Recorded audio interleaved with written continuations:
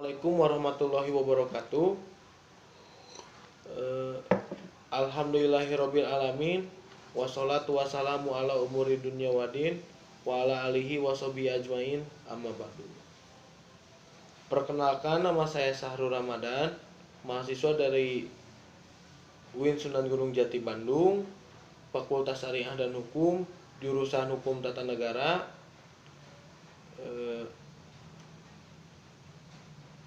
Semester 3 kelas B dengan nomor induk 11930300904. Di sini saya akan memenuhi tugas ujian akhir semester dari mata kuliah Hukum Tata Negara dengan dosen Pak Lutfi Fahrurijal SYMH. Saya akan menjelaskan sedikit tentang hak asasi manusia. Hak asasi manusia atau HAM adalah konsep hukum dan normatif yang menyatakan bahwa setiap manusia memiliki hak yang melekat pada dirinya. Hak asasi manusia berlaku kapanpun, dimanapun, dan kepada siapapun. Dalam suatu negara, hak asasi manusia setiap warganya dilindungi sebagai kewajiban negara untuk menghormati, melindungi, dan memenuhi hak asasi manusia seluruh rakyat. Terdapat salah satu tokoh yang mengulas mengenai pengertian HAM. Dari sekian banyak tokoh, saya cuma ngambil satu contoh saja dari ungkapan salah satu tokoh, yaitu dari John Locke. John Locke mengungkapkan bahwa HAM adalah hak yang langsung diberikan Tuhan kepada manusia sebagai hak yang dikodrati. Oleh sebab itu, tidak ada kekuatan di dunia ini yang mencabutnya, dan HAM memiliki sifat mendasar dan suci. HAM memiliki beberapa ciri-ciri pokok yang mendefinisikan makna dari HAM itu sendiri. Satu, HAM bersifat hakiki. Artinya, hak asasi manusia merupakan hak yang telah dimiliki manusia sejak lahir.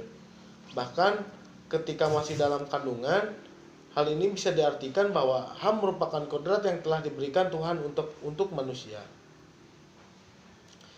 Bagaimanapun, HAM ada di sepanjang kehidupan manusia.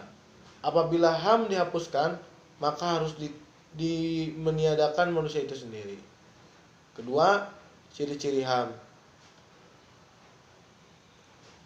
Ciri-ciri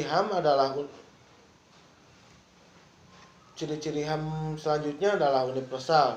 Artinya keberadaan HAM berlaku menyeluruh bagi setiap manusia di suatu negara tanpa terkecuali. Hak asasi manusia tidak terbatas oleh tempat, ruang, dan waktu. Oleh sebab itu, dimanapun manusia, HAM harus dihormati dan dijunjung tinggi.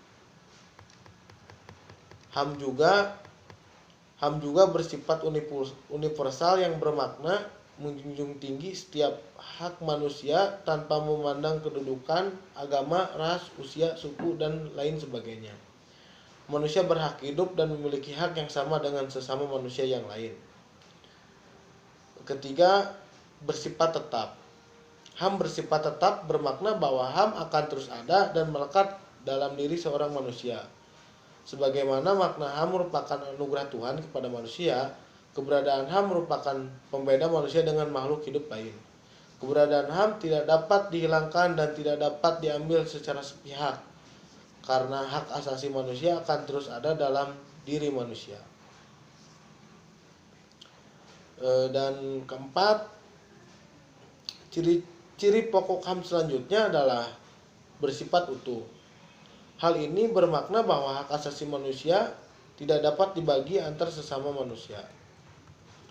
Semua orang memiliki hak yang utuh seperti hak hidup, hak sipil, hak pendidikan, hak politik, dan hak yang lainnya. Terdapat banyak contoh HAM yang melekat pada diri setiap orang sebagai manusia. Satu, hak asasi pribadi. Kedua, hak asasi politik. Terus hak asasi peradilan, keempat hak asasi sosial budaya, 5 hak asasi hukum, dan keenam hak asasi ekonomi. Dan hal-hal mengenai HAM telah diatur oleh undang-undang di setiap negara. Di Indonesia, contohnya di Indonesia berikut ada berbagai macam undang-undang tentang HAM yang telah diatur oleh negara, yaitu salah satunya adalah pasal 28A mengatur tentang hak hidup. Terus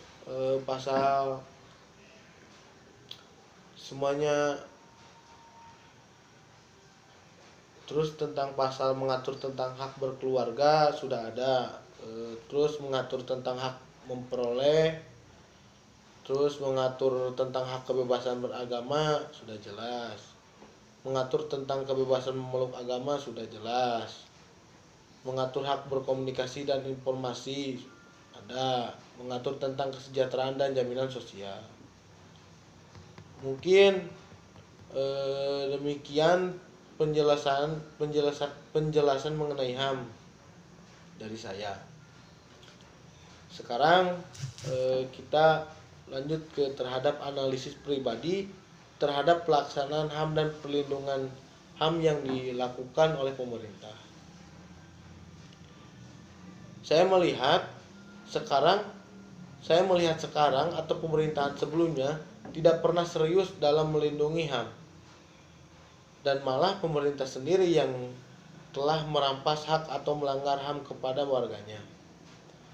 Kita ambil contoh pelanggaran HAM di tahun sebelumnya seperti kasus pembunuhan Munir di tahun 2004.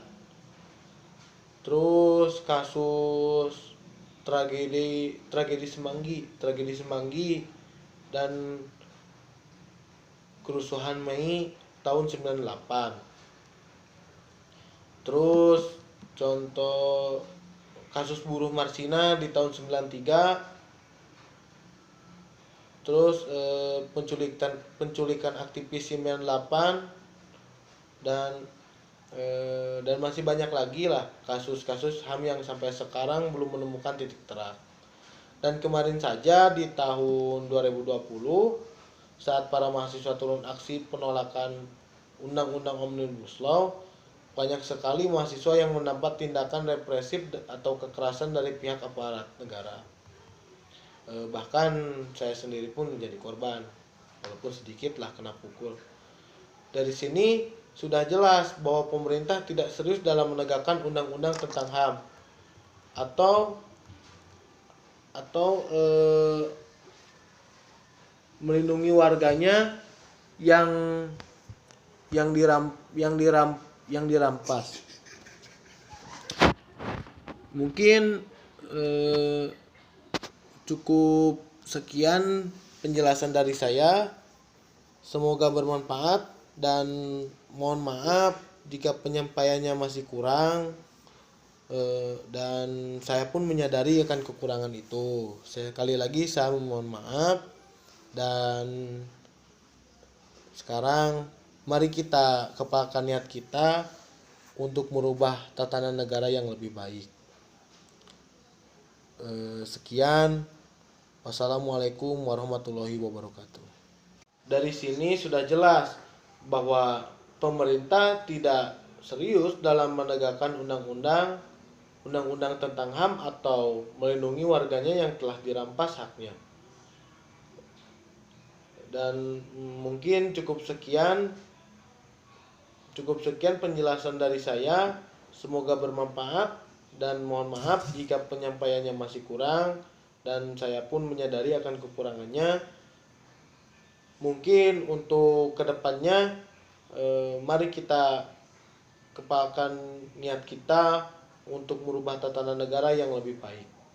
Sekian, wassalamualaikum warahmatullahi wabarakatuh. Salam hormat.